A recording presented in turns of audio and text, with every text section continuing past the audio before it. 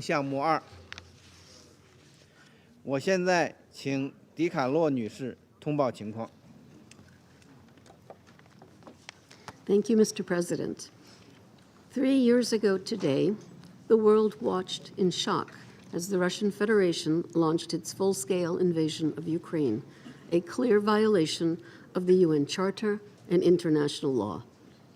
This act undermined the very foundations of the international order.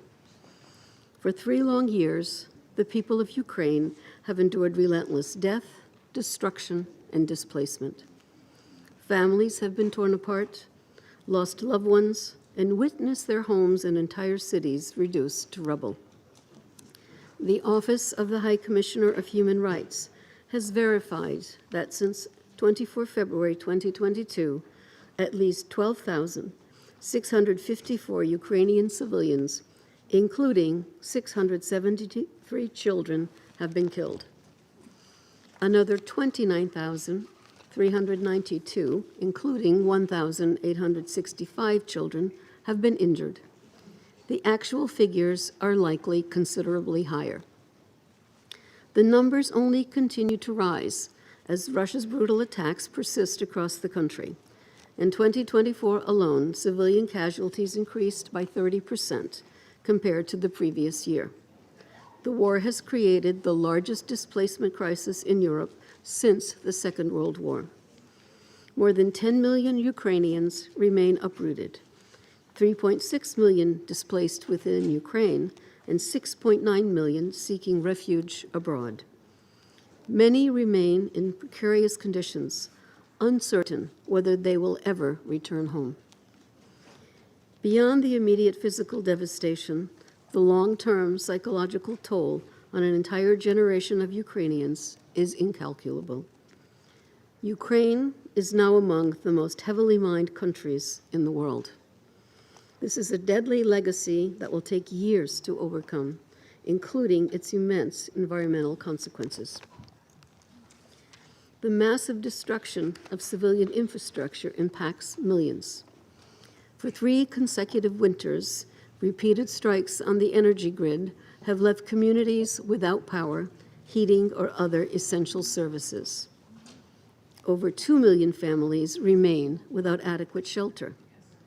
At least 790 attacks have damaged or destroyed medical facilities. This has put the lives of countless patients at risk, with medical professionals struggling to work under extreme circumstances. In 2024 alone, attacks on medical facilities tripled compared to the previous year.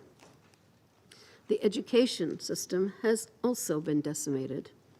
More than 3,600 schools and universities have been damaged, preventing 600,000 children from attending classes in person. Last year, attacks on educational facilities surged by 96% compared to 2023. Mr. President, over the past 3 years, the conflict has also escalated and expanded, not only across Ukraine, but into parts of the Russian Federation.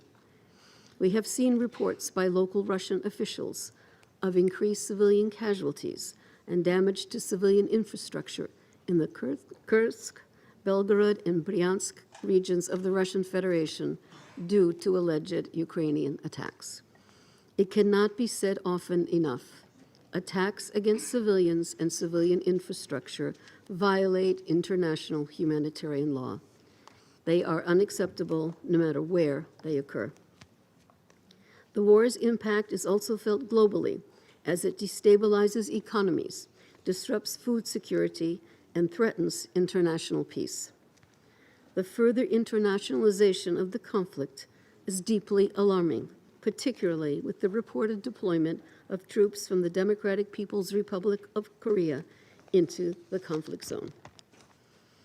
Moreover, the risk of a nuclear incident remains unacceptably high.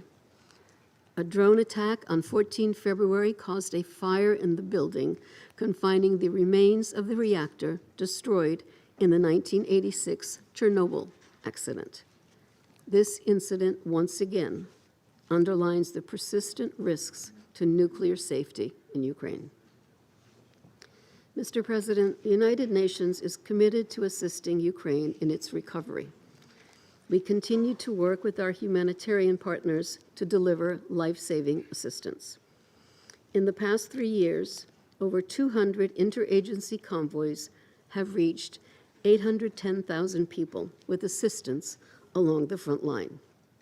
However, without sustained funding, these critical efforts risk being suspended, which would leave 12.7 million people without the assistance they so desperately need.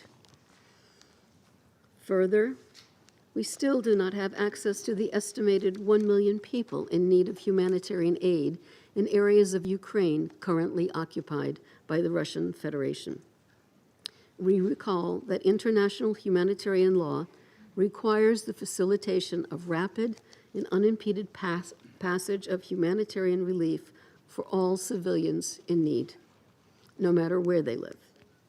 International humanitarian law also prohibits attacks on humanitarian personnel and assets.